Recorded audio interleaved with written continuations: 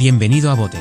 Hoy tenemos un recorrido fuera de lo convencional dentro del canal, ya que no será sobre personajes del cine o una banda musical. Lo centraremos en uno de los grandes músicos contemporáneos. Sí, el viejo Paul McCartney y su recorrido musical junto a grandes bandas. Desde que conquistó al mundo como uno de los miembros más emblemáticos de The Beatles, Paul McCartney no ha dejado de reinventarse, explorar nuevos caminos y liderar proyectos que han marcado distintas etapas de la historia de la música. El ex-Beatle ha sido constante y muy imperativo a lo largo de su carrera, por lo que pasaremos por esas agrupaciones, bandas de tours, proyectos y origen. Para este recorrido peculiar, no pasearemos cronológicamente por las bandas, sino que pasaremos de la menos trascendental y compleja a la más legendaria formación con la que llegó a tocar McCartney. Sin más por agregar, comencemos.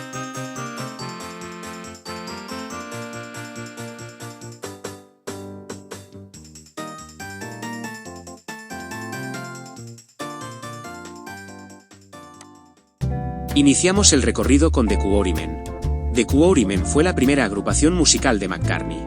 También conocida como The Quarrymen y anteriormente The Blackjacks, fue y es una banda británica de skiffle y rock and roll, formada en la ciudad de Liverpool en 1956 por John Lennon. En algunas entrevistas Paul ha recordado momentos especiales y tocado algunas canciones que solía tocar con esta banda. Formada en 1956 en Liverpool por un jovencito John Lennon de tan solo 16 años, The Quarrymen absorbió el género skiffle, un género popular en la década de los 50 que combinaba jazz, blues y folk, pero que era accesible para jóvenes músicos porque requería instrumentos musicales simples y una sencilla ejecución. El momento clave en la historia de esta banda sucedió el 6 de julio de 1957, durante una presentación en la fiesta de la iglesia de Santa Peter en Bolton, donde Paul McCartney de 15 años observó a la banda tocar. Después de la presentación, McCartney impresionó a Lennon al tocar y cantar con su guitarra 20 Flight Rock de Eddie Cochran, por lo que poco después lo invitaría a unirse a la banda. Este evento fue especial porque marcaría una colaboración que llevaría a la creación de The Beatles, a medida que la banda evolucionó. Tras la llegada de Paul y George Harrison en 1958, comenzaron a incorporar más rock and roll, inspirados por artistas norteamericanos como Elvis Presley y Buddy Holly. Llegando los años 60 el skiffle quedó atrás pasando al nuevo rock and roll, por lo que McCartney junto a Stuart Sutcliffe, Harrison y Lennon formaría The Beatles, dejando a los Quarrymen abandonados. A pesar de la salida de sus miembros principales, la banda siguió dando conciertos por algunos años más, hasta que se reactivó en el recuentro de 1997 para conmemorar el 40 aniversario del encuentro de Paul y John. A partir de ese evento los miembros que aún sobreviven de The Quarrymen han continuado actuando esporádicamente. Sobre sus integrantes, la banda pasó por varios miembros, pero los más importantes miembros serían John Lennon como fundador y líder, voz principal en la guitarra rítmica, Paul McCartney como segunda voz y guitarra, George Harrison como guitarrista de acompañamiento, Peter Shotton como percusión, Rod Davis como el banjo del grupo y Colin Hanton como el baterista. Como curiosidades, en sus inicios la banda contaba con una improvisación de instrumentos caseros que definían como Tea Chestbacks, un bajo improvisado hecho con una caja de té, un palo y cuerdas típico del skiffle. La grabación de In Spite of All the Danger y Data Be the Day de 1958 costó 17 chelines de 6 peniques, y el disco original, un acetato, fue compartido entre los miembros. McCartney lo recuperó años después y lo restauró. El nombre de Quarrymen venía de la Quarry Bank High School, y la banda incluso tocó en eventos escolares antes de expandirse a pubs y fiestas locales. En 1958 en el estudio casero de Percy Phillips en Liverpool, produjo covers como Data Be the Day de Buddy Holly y una versión temprana de In Spite of All the Danger, una composición original de McCartney y Harrison, que es una de las primeras grabaciones conocidas del trío. The Quarrymen es recordada principalmente como el embrión de The Beatles, una de las bandas claves de la historia de la música, aunque su impacto fue limitado y eclipsado por los Beatles. Su importancia radica en haber reunido a Lennon, McCartney y Harrison, sentando las bases para la revolución musical de los años 60. Seguimos con The Fireman. The Fireman fue más que una banda, fue un proyecto musical alternativo en la carrera de Paul. Un proyecto experimental muy interesante y bastante desvalorizados por los fanáticos de Mac. El proyecto nació a mediados de los 90 iniciada al lado del productor musical Martin Glover, también conocido como Youth Orion. El dúo se dedicó por casi 2 décadas a experimentar rock combinado con electrónica y música ambiental. McCartney siempre tuvo a lo largo de su carrera ese gusano por la exploración experimental, por lo que durante el tema de Hound of Deliveries del álbum Off the Ground de 1993, se introdujo en la música dance, iniciando este proyecto. En 1993, The Fireman publicó su primer álbum de estudio, Strawberry Ocean Sex Forest. El proyecto surgió tímidamente por lo que los nombres de Paul y Youth no figuran en las obras, por lo que contribuyó a su pobre recepción aceptación comercial. En junio de 2008, McCartney cedió el tema La Flown Passion a una cena benéfica de la organización Adoptamine File, con el fin de recaudar fondos destinados a la eliminación de minas antipersona. El tema sirvió de precedente para la publicación del tercer álbum de The Fireman, Electric Arguments, el 25 de noviembre de 2008, el primero en el que Paul McCartney aportó voces para complementar las grabaciones previamente instrumentales de los dos anteriores álbumes de estudio. El proyecto estuvo activo de manera intermitente desde su inicio en 1993. En 1998 publicaron su segundo álbum, Rust, que continuó con un estilo experimental con un mejor recibimiento con respecto a su predecesor. Rust se distingue por no incluir numerosas grabaciones de Mac. Actualmente la banda no ha vuelto a publicar nuevos álbumes desde 2008. El proyecto no se ha disuelto formalmente, pero a fecha de este vídeo sigue congelado. Como curiosidades, el origen del nombre de Fireman no tiene una explicación oficial, pero se teoriza que está inspirado en la idea de un bombero como figura que extingue el incendio para que surja la restauración. Esta alegoría sería el símbolo del espíritu del proyecto. A pesar de crear buenos temas, el dúo jamás llegó a realizar giras o presentaciones. A pesar de esto, Mac llegó a tocar temas de la banda en sus giras en los años 2000 como Sin the Chance. Young, conocido más por su trabajo con bandas como Killing Joke y su experiencia en música electrónica, aportó un contraste perfecto llegando a compactar el estilo melódico de McCartney, creando una química fascinante poco visto desde Lennon y McCartney. The Fireman representó un capítulo especial en la vida de Paul McCartney, permitiendo a Mac adentrarse en la música dance de los 90s, mostrando su etapa más versátil para experimentar fuera de los límites de su trabajo con The Beatles o sus otras bandas, además de seguir reinventándose y mantenerse fresco en el siglo XXI. Paul McCartney The World Tour. Esta agrupación, formada en 1989, formalmente no tuvo un nombre oficial. Fue presentada durante las giras de McCartney entre 1989 y 1993 como una agrupación de acompañamiento para Paul. Sin embargo, fue una banda muy especial ya que consolidó un nuevo estilo progresivo versátil para la música en vivo de The Beatles y Wings. En sus filas figuraban, evidentemente, Paul McCartney como la voz principal, bajo, guitarra eléctrica y acústica, y piano. Linda McCartney en los teclados y percusiones, además de coros. La presencia de Linda transmitía nostalgia por el recuerdo de Wings, dando una gran armonía en vivo además de ser un vínculo personal para Paul. James Stewart en el bajo y la guitarra rítmica. Apoyaba también en los coros y como segunda voz para el grupo en algunas ocasiones. Conocido por su trabajo con Avengers What Band, era un multiinstrumentista con una voz potente, con lo que fue ideal para el acompañamiento de Paul. El guitarrista de The Pretenders Rob Winquiltos, su estilo melódico y técnico lo convirtió en el complemento perfecto para los solos y riffs del grupo. También colaboraba en los requintos y solos acústicos, dando una de las mejores interpretaciones acústicas de Paul. Es muy recordado por recrear solos hermosos e improvisaciones destacadas como en Let It Be y My Love. En los teclados hace su primera aparición con McCartney el músico de sesión experimental Paul Weeks, Dickens, colaborando en las mezclas, órganos y coros. Su gran capacidad para crear texturas ricas y flexibles en vivo, además de su gran versatilidad en sonidos sopranos o aerófonos, hicieron que Paul no dejara de tocar junto a Weeks más adelante. Y Chris Bitten en la batería y percusiones. Aunque para la New World Tour de 1993, Chris fue reemplazado por Blair Cunningham, inicialmente después de la desintegración de Wings a principios de los 80s y el deceso de Lennon. Paul estuvo en un estado de recesión y meditación, por lo que a finales de los 80s Mac decidió abrazar plenamente su legado Beatle con una enorme gira mundial. La gira incluyó varios éxitos de Wings, pero volvería a tocar canciones clásicas de The Beatles, pero se integraron por primera vez temas grandes como Hey You, Let It Be, Sgt. Pepper's Lonely Hearts Club Band. La gira contó con un espectáculo con uso de pantallas gigantes, pirotecnia y uso de grúas para acercar a los miembros de la banda con el público. La banda tuvo participaciones destacadas como en Live at Newport de 1990, al lado de grandes bandas y músicos como Phil Collins y Pink Floyd, y el Unplugged de Oficial Bootleg de 1991. Formando parte de los conciertos de la serie MTV Unplugged. La banda cuenta con varios DVDs en conciertos que capta la explosividad que tuvo en los años 90, además de sus pequeñas apariciones en vídeos musicales como Home of Deliverance. Como curiosidades, Paul y Linda llevaron una campaña de vegetarianismo y apoyo contra el maltrato animal en toda esta gira. La guitarra más usada de Robbie Multos para esta gira fue una Fender Telecaster y otra igual con pastillas blancas para solos limpios y más sonoros. Empleaba pedales como overdriver, delay y reverb para enriquecer su sonido. Aplicó personalmente amplificadores Vox AC30 o modelos Fender. Con esto le daba potencia y claridad en estadios masivos. El proyecto de Paul McCartney World Tour. Marcó un hito al unir el legado de The Beatles y Wings con la carrera solitaria de Paul McCartney, demostrando que podía llenar estadios con un repertorio nostálgico y fresco a la vez. Esto ayudó también a que acercaran nuevas generaciones a la música de The Beatles. Esta agrupación obtuvo una gran aceptación de parte de los fans y aún se le recuerda como una de las mejores bandas en vivo de McCartney. Esta banda representó también la última gira de Linda McCartney junto a Paul antes de su fallecimiento en 1998 por el cáncer, por lo que su presencia dejó una huella emocional en los fans y en la vida de Paul. Ron Devil Ron. Esta formidable agrupación se trató de una banda temporal reunida específicamente para la promoción del álbum Ron Devil Ron de Paul McCartney y para cortas presentaciones. En los DVDs como Light at the Cavern Club se nombró a la banda como Paul McCartney y su banda o también como Ron Devil Ron. La formación incluía a viejas leyendas de renombre como David Gilmour de Pink Floyd como guitarra principal y coros, Mike Green de The Pyres en la guitarra de acompañamiento y también en los solos y coros, Ian Pacey de Deep Purple en la batería, seguido por los músicos Pete Wingfield en los teclados y Chris Hall en el acordeón.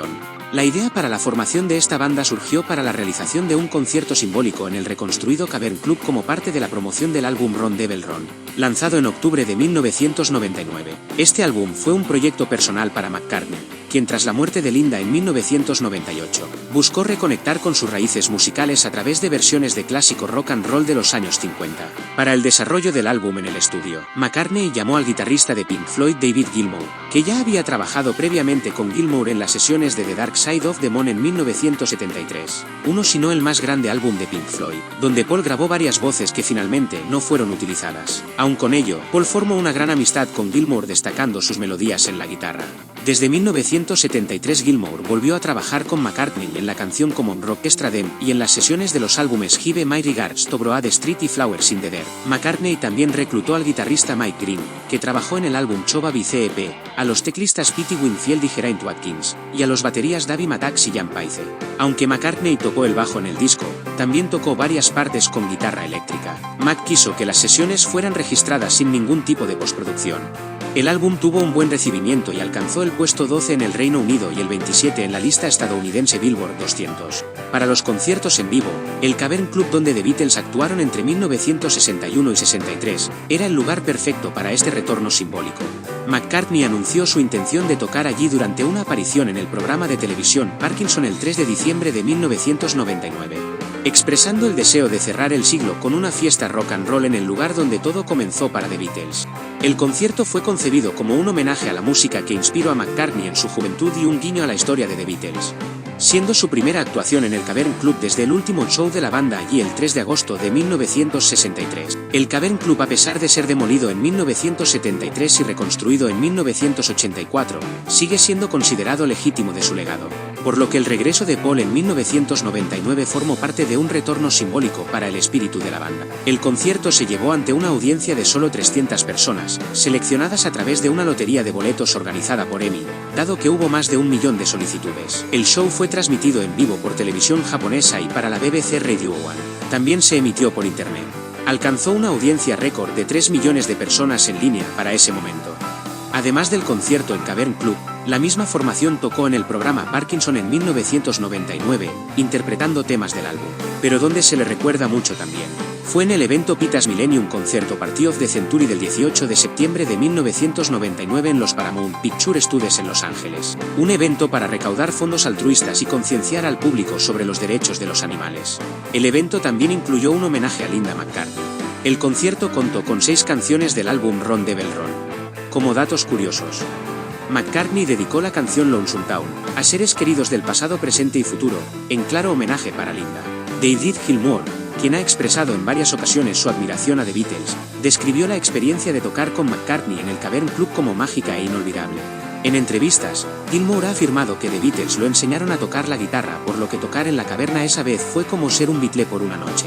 Aunque el Cavern Club de 1999 no era el original, incluía ladrillos del club primigenio, lo que brindaba una atmósfera más auténtica. Paul mencionó que volver a tocar allí fue como volver a casa.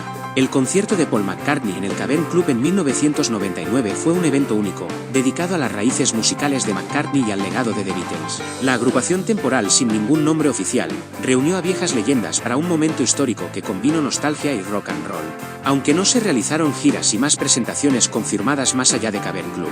Esta banda dejó un bello recuerdo, documentada en DVDs como Light at the Cavern Club y celebrada por los fans y críticos como un regreso genial de McCartney hacia el lugar donde todo comenzó. The Band of Brothers. Esta agrupación fue formada por Paul McCartney para volver a los escenarios en el 2002 y con la que ha tocado hasta la actualidad. La banda no tiene un nombre oficial y suele ser referida simplemente como la banda de Paul McCartney. Sin embargo, los propios integrantes se autodenominan internamente The Band of Brothers. La banda de hermanos. Un apodo que simboliza la camaradería y confianza mutua tras más de 2 décadas juntos. Los fans no tienen un apodo específico ampliamente reconocido para la banda, pero a menudo se refieren a ellos como los chicos de Macca. En algunos foros y redes sociales algunos fans los apodan de Long Time, debido a la longevidad de la formación. La formación de esta banda se gestó tras un periodo de introspección musical para McCartney, después de la muerte de su esposa Linda en 1998 y los eventos del 11 de septiembre del 2001. Lo motivaron a regresar a los escenarios con un nuevo proyecto. En 2001, McCartney comenzó a trabajar en el álbum Drive-In Rain, grabado con Rusty Anderson y Ave Laboriel Jr., quienes se convertirían en la base de la nueva banda. Paul quería una dinámica fluida en el estudio. La banda se consolidó oficialmente para la gira Drive-In World Tour del 2002, que marcó el regreso de McCartney a las giras mundiales tras varios años de ausencia, además de ser el inicio de los conciertos para la generación millennial. Brian Rain se unió justo antes de las actuaciones de Macca en el Super Bowl 36 del 2002. Y Wix Vickens, que era perfecto para los instrumentos fonéticos eléctricos, fue llamado para completar la nueva banda. Sobre los demás integrantes de la banda. Rusty Anderson era guitarrista de sesión en Los Ángeles, y fue recomendado a McCartney por el productor David Kahn durante las grabaciones de Drive-In Rain en 2001. Su versatilidad para tocar rock clásico y pop baladas lo convirtió en una elección natural, por lo que fue llamado directamente por Paul. Ave Laboriel Jr. es un baterista con experiencia en el mundo de las sesiones. Laboriel fue presentado a McCartney también por el productor Kahn. A Paul no solo le gustó su forma de tocar, también su energía y carisma en el escenario, junto con su habilidad para cantar coros, fue perfecto para lo que necesitaba esta nueva banda. Desde el inicio de Drive-In World Tour en abril del 2002 hasta la actualidad, la banda ha realizado cientos de presentaciones en giras mundiales, festivales y eventos especiales. Aunque no existe un número exacto, se estima que han superado las 600 presentaciones en más de 20 años. La banda cuenta con varios conciertos grabados con DVDs de sus giras, pero destacan haber tenido participaciones especiales como el Super Bowl 39 2005, la IT del año 2005, donde incluso cerró el evento con Hey You, el concierto para Nueva York del 2001, la ceremonia de apertura de los Juegos Olímpicos de Londres en 2012. La longevidad de la banda ha permitido a McCartney mantener una presencia constante en los escenarios globales. Como datos curiosos, la banda es muy espontánea a tal grado que es famosa por improvisar en vivo. En una entrevista del 2004 McCartney dijo: "Nos sorprendemos mutuamente, y aunque alguien haga algo inesperado, todos podemos seguirlo". The Band of Brothers ha sido la banda con la que Paul McCartney ha tocado más tiempo. Con los Beatles tocó 10 años, con The Wings igual, y con World Tour un promedio de 5 años. Con lo que han superado 23 años de colaboración interrumpida. Laboriel Jr. es conocido por su energía en el escenario, por lo que los fans lo apodan el hombre de los 1000 coros, por su habilidad para cantar armonía compleja mientras toca la batería. También Laboriel Jr. es hijo del bajista Abraham Laboriel y sobrino del fallecido cantante y actor Johnny Laboriel. Brian Ray tuvo menos de 24 horas para prepararse para su primera actuación con McCartney en el Super Bowl 36, ensayando Freedom y otra canción en tiempo récord. Ringo Starr y Ronnie Beude llegaron a unirse a la banda en 3 ocasiones en el 02 Arena de Londres para tocar Jake Buck y Sgt. Pepper's Lonely Hearts Club Band Reprise, creando momentos históricos para los fans. The Brothers Band ha consolidado un legado como uno de los grupos de acompañamiento más duradero, introduciendo un estilo de rock alterno que combina crudeza del rock setentero con elementos de indie, soul y funk, llegando a diferenciarse del sonido experimental de The Wings y del público de los finales de los 80s y mediados de los 90s. Su enfoque grunge se debe a la potencia de las guitarras y la batería energética de Laboriel Jr. Este sonido ha permitido a Paul McCartney mantenerse relevante en la nueva era. Esta banda ha tenido un papel importante en mantener el legado Beatle vivo para las nuevas generaciones. Paul ha establecido, gracias a esta última banda, evolucionar sin perder su identidad. The Wings. Wings fue la grandiosa banda que formó Paul McCartney tras la separación de The Beatles en 1970. Solo estuvo activa durante la década de los 70s. La agrupación fue un vehículo para la carrera solista de McCartney, quien buscaba explorar nuevos sonidos y experimentar nuevos efectos que no pudo concretar con The Beatles debido a sus diferencias creativas. La banda es reconocida por su éxito comercial, eclecticismo musical y frecuentes cambios de formación, siendo el trío central Paul, Linda y Danny Lane el núcleo constante durante su existencia. Wings se formó en 1971 tras el lanzamiento de Ram. Paul quería una banda que le permitiera trabajar en equipo y evitar largos periodos lejos de Linda, con quien se casó en 1969. Enseñó a Linda a tocar teclados para integrarla en la banda, a pesar de las críticas por su falta de experiencia musical. Paul contactó a Danny Lane, ex miembro de The Moody Blues, y al baterista de sesión Danny Sewell, quien había trabajado en Ram.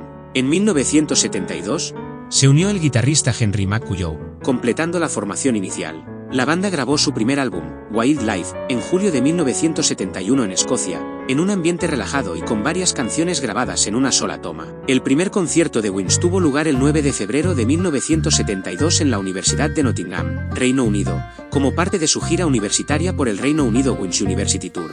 Esta gira fue de bajo perfil, con 11 shows en universidades, donde la banda tocó en pequeños recintos y evitó interpretar canciones de los Beatles para establecer su propia identidad. La banda viajaba en una furgoneta y se hospedaba en alojamientos modestos, lo que ayudó a ganarse el respeto de los críticos.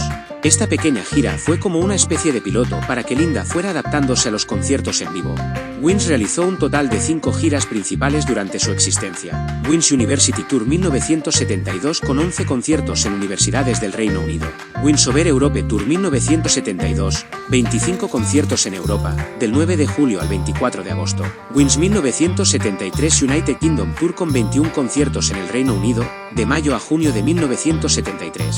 Wings Over the World Tour del 75 al 76 con 66 conciertos en Australia, Europa y América del Norte, incluyendo la primera gira de Paul en Estados Unidos desde 1966 con los Beatles. Esta gira fue documentada en el álbum en vivo Wings Over America. Wings United Kingdom Tour 1979, con 20 conciertos en el Reino Unido, culminando con el evento benéfico Cancers for the People of Kampuchea en Londres. Una sexta gira planeada para Japón en 1980 fue cancelada tras el arresto de Paul McCartney por posesión de marihuana. Wings no acumuló una gran cantidad de premios en comparación con los Beatles, pero recibió varios reconocimientos significativos. Obtuvo nominaciones al Grammy por Band on the Run como álbum del año en 1974. Nominación al Grammy por Live and Let Die como mejor canción original para una película de 1974. George Martin ganó un Grammy por su arreglo orquestal para este tema. La banda también recibió reconocimientos comerciales, como certificaciones de platino por álbumes como Band on the Run y Wings Over America. Wings lanzó 7 álbumes de estudio, un álbum y un concierto en vivo con 2 recopilatorios durante su carrera. Band on the Run de 1973 es considerado la máxima joya de la banda y uno de los mejores álbumes de los 70s, generó el número 1 en Estados Unidos y Reino Unido, con sencillos como Jet y Band on the Run. La recepción de Wings fue mixta, especialmente en comparación con los Beatles. Los primeros álbumes, Wildlife y Red Rose Speedway, fueron considerados decepciones artísticas, tildados de ligeros y poco ambiciosos. La inclusión de Linda fue criticada, acusada de nepotismo debido a su limitada experiencia musical. Pero el éxito con el álbum Band on the Run marcó un punto de inflexión, recibiendo elogios por su calidad compositiva y producción, siendo considerado un clásico. Restauró la reputación de McCartney tras sus primeros trabajos en solitario. Algunos críticos veían a Wings como una banda de acompañamiento para McCartney en lugar de un grupo cohesionado, y los frecuentes cambios de formación reforzaron esta percepción. Sin embargo, su éxito comercial y giras masivas demostraron lo contrario. Como curiosidades, el nombre Wings surgió durante el nacimiento de la hija de Paul y Linda, Stella McCartney, en 1971. El parto fue complicado, con riesgos para Linda y el bebé, lo que llevó a Paul a rezar intensamente. Durante este momento, visualizó la imagen de unas alas, wings en inglés, lo que asoció con libertad y protección. Inspirado por esta visión, decidió nombrar a la banda Wings. Inicialmente consideraron nombres como The Dazzlers o Turpentine, pero optaron por algo más terrenal y simbólico. El logo de Wings no es tan icónico como el de los Beatles, pero consistía en una tipografía estilizada con la palabra Wings y, en ocasiones, un diseño alado que reflejaba el nombre. La participación de Linda, aunque controvertida, rompió barreras al mostrar a una mujer en una banda de rock de alto perfil, inspirando a futuras generaciones de músicos. En 1980, Paul McCartney fue arrestado en el aeropuerto de Tokio por posesión de 219 gramos de marihuana, lo que llevó a la cancelación de una gira de 11 fechas en Japón. Pasó 10 días en la cárcel antes de ser deportado sin cargos, un incidente que marcó un punto de inflexión para la banda. En este evento se habló de un reporte sobre las huellas que no coincidían con las huellas de su registro previo, lo que revivió mucho la leyenda de Paul is Dead. Pero no existe una confirmación de las huellas dactilares tomadas en Japón en 1980. Esta afirmación parece ser una especulación sensacionalista sin respaldo en fuentes no confiables. Las autoridades japonesas no reportaron ninguna irregularidad con la identidad de McCartney, y su detención se resolvió sin mayores complicaciones legales. El sencillo Mall of Kitten de 1977 es el más vendido en la historia del Reino Unido para un acto no benéfico, superando incluso a los Beatles en ese mercado. La tragedia de The Wings. El guitarrista Jimmy McCulloch, miembro de 1974 a 1977, murió en 1979 por una sobredosis de heroína a los 26 años, tras dejar Wings para unirse a Small Faces. Al igual que The Beatles, Wings fue una banda que jamás pudo reunirse de nuevo, solo quedando 4 miembros con vida pero que no conformaron la banda original y que no estuvieron la mayor parte de la banda. Paul y Geoff Britton son los únicos que viven de la formación original. En 1979, Wings organizó el evento Rockistra para UNICEF, con un supergrupo que incluía a Pete Townshend, David Gilmour y John Bonham, mostrando la influencia de McCartney en la industria, sin canciones de los Beatles al inicio. En sus primeras giras, Wings evitó tocar canciones de los Beatles para establecer su propia identidad, pero comenzaron a incluirlas en la gira de 1975 a 1976 debido a la demanda del público. Fue la única vez que Paul introdujo orquesta con trompetas y flautas creando un sonido sólido en vivo. Aparte de tocar canciones de The Beatles en conciertos, Danny Lane también solía tocar canciones de su banda de Moody Blues. Wings fue la segunda etapa de Paul McCartney que demostró su talento tras los Beatles, logrando un éxito comercial impresionante a pesar de críticas mixtas. Aunque nunca alcanzó el estatus cultural de los Beatles, la banda dejó un legado duradero con álbumes como Band on the Run y sencillos icónicos. A pesar de los desafíos, Wings sigue siendo una parte esencial de la historia del rock de los años 70. La banda demostró que un ex-Beatle podía tener una carrera exitosa fuera del grupo, en contraste con los altibajos de Lennon, Harrison y Ringo Starr en los 70.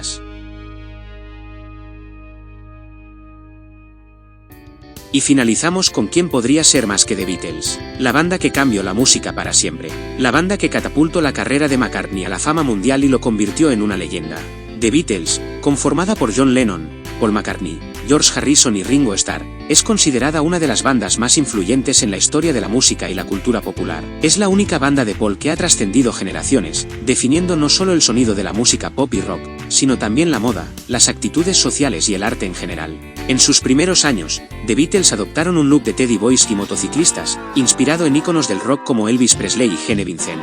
Llevaban chaquetas de cuero negro, jeans ajustados, botas y peinados engominados hacia atrás, estilo pompadour. Este estilo reflejaba la rebeldía juvenil de la clase trabajadora de Liverpool y la escena rockera de Hamburgo. En los clubes alemanes, su imagen ruda encajaba con el ambiente de bares y la vida nocturna. Astrid Kirchherr y su novio Klaus Bormann, parte de la escena existencialista alemana, influyeron en los Beatles. Astrid les sugirió peinados más modernos, cortando el cabello de Stuart Sutcliffe, el bajista original, en un estilo liso hacia adelante, precursor del mop top. Cuando Brian Epstein se convirtió en su manager, insistió en que cambiaran su imagen para atraer a un público más amplio.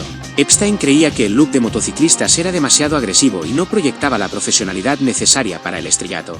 Epstein les pidió que abandonaran las chaquetas de cuero y adoptaran trajes a medida, diseñados por el sastre londinense Doug G. Millings. Los trajes eran elegantes, con solapas estrechas y colores sobrios, combinados con camisas blancas y corbatas delgadas. El peinado mop top se consolidó en esta etapa, inspirado en parte por Astrid Kirchherr y adaptado por los peluqueros de Liverpool.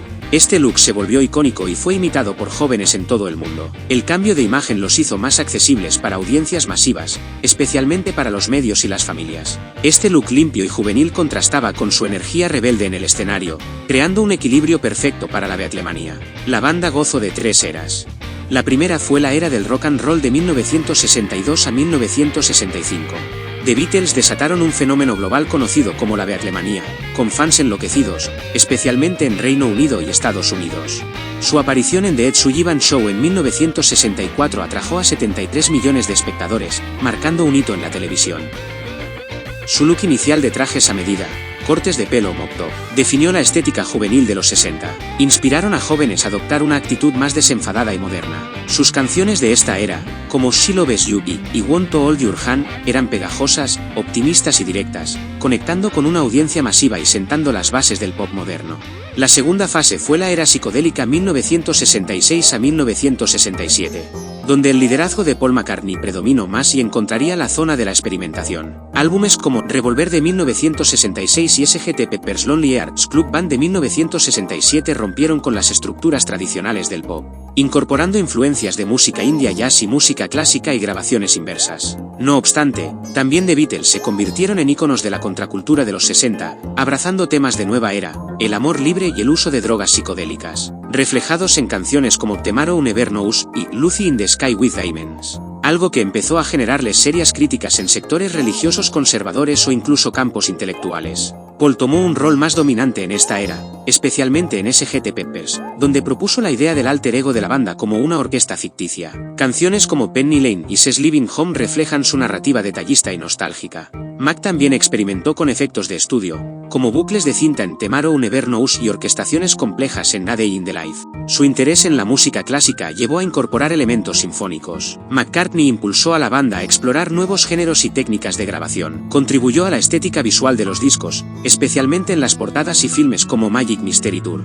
En la era final de 1968 a 1970, llegaron los álbumes como The White Album de 1968, Abbey Road de 1969 y Let It Be de 1970, mostrándose como una banda fragmentada pero aún innovadora. Las tensiones internas llevaron a la disolución de la banda en 1970, pero proyectos como el concierto en la azotea capturaron su espontaneidad.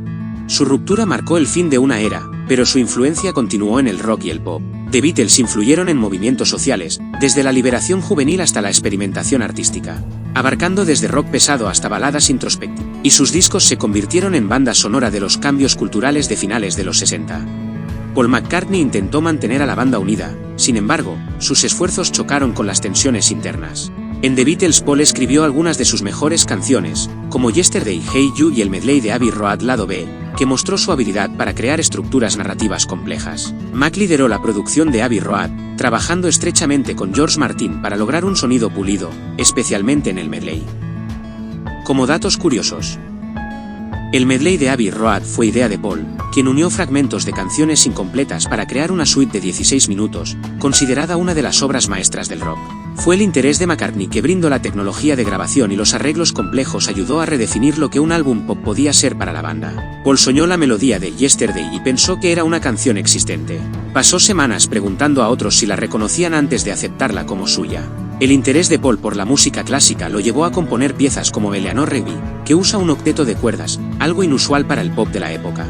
La última actuación en vivo de The Beatles, en la azotea de Apple Corps en 1969, fue idea de McCartney para capturar un momento espontáneo, aunque terminó interrumpida por la policía. Paul fue nombrado caballero por la reina Isabel II en 1997 por sus contribuciones a la música, un reconocimiento a su impacto con The Beatles y como solista. Además del bajo, Paul tocó guitarra, piano, batería y otros instrumentos en grabaciones de la banda, como en Back in the USSR, donde tocó la batería. The Beatles transformaron la música y la cultura, y Paul McCartney fue un pilar fundamental en cada etapa de su evolución. Su capacidad para escribir melodías universales, su innovación técnica y su carisma dejaron una huella imborrable. Su legado sigue vivo en la música moderna, y su influencia cultural continúa inspirando a generaciones, por lo que The Beatles es la banda inmortal de Paul McCartney.